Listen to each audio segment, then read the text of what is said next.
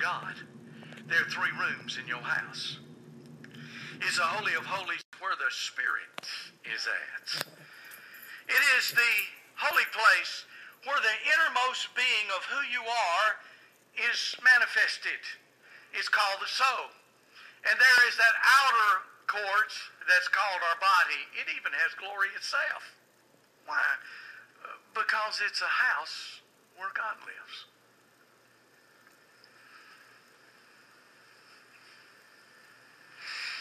We talked about a funeral this week.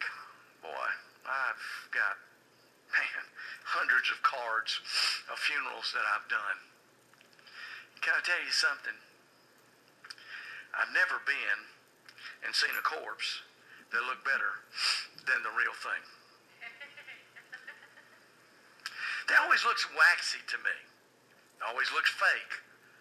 And some people that I know very well, and they in the box, and I look at them and I almost want to say, hey, man, get up, man.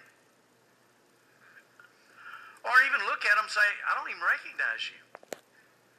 You know why? Because the glory of who the person was is gone. It's just a shell.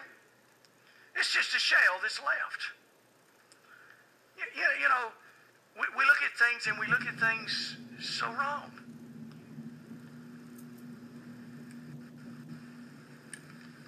Can I ask you something? I've been to Washington, D.C., and I've of course, the president hadn't invited me in, but I've been there before to the White House. It's a beautiful place. Beautiful place. Pennsylvania Avenue. Beautiful place. Been over there and looked at it and all that other stuff. And you know what? I look at it, I say, you know, it belongs to us. But can I tell you, listen to me. If you took that house and you put it out in the country somewhere and people drove by, you know what they say about it?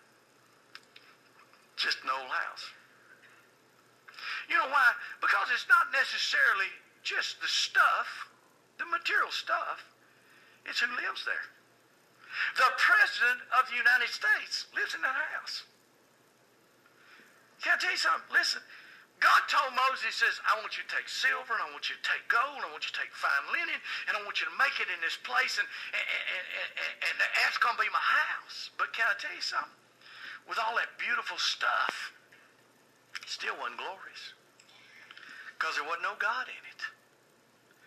But in next chapter 4, God tells Moses, I want you to put it all together, just like I said. I want you to put the gold in place. I want you to put the tables in place. I even want you to put the bread on the table. I want you to sanctify it. I want you to set it apart. I want you to make the sacrifices. But hear this right now. There wasn't no glory in the house till God came. And the Bible says that after Moses did all that stuff and he consecrated to God and he put the sacrifice out, that then the glory of God came and filled the house and nobody could even go in there because of all the glory that was there. Can I tell you something?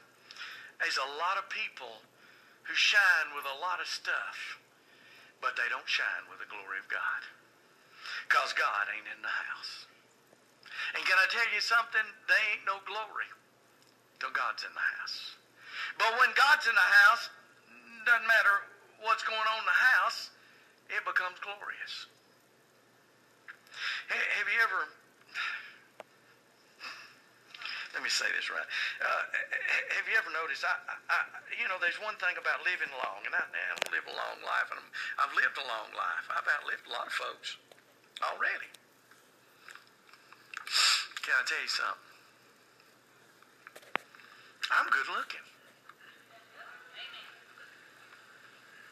Now you may not think that, but can I tell you something? I told you this before. We went to Jackie's reunion this after she lost all her weight and got spiffied up and looked great. She don't like to go out in crowds no matter what they are. And I said, we going to your reunion, your high school reunion. And she said, I don't want to go. I said, yes, you're going. I want you to see something.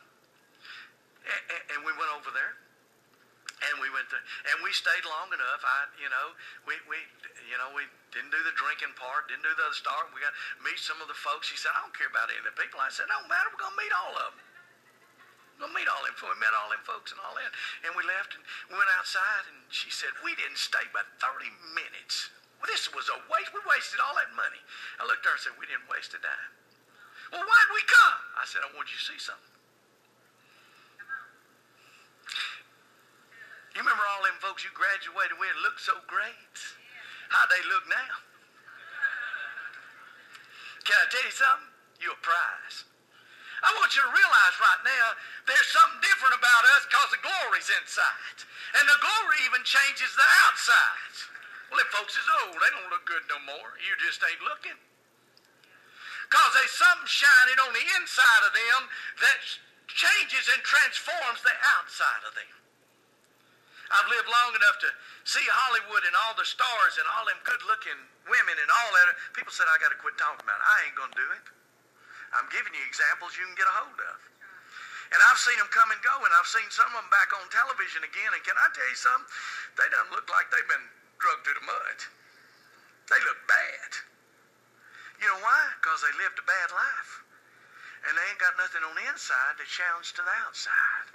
But then I've seen some of these stars that have known God. And they get on there and there's a total different, if you notice a difference. Why? Because there's a shining. And no matter how old they get, there's still a beauty that shines out. You know why? Because there's glory on the inside. See, we have this glory, this treasure in earthen vessels.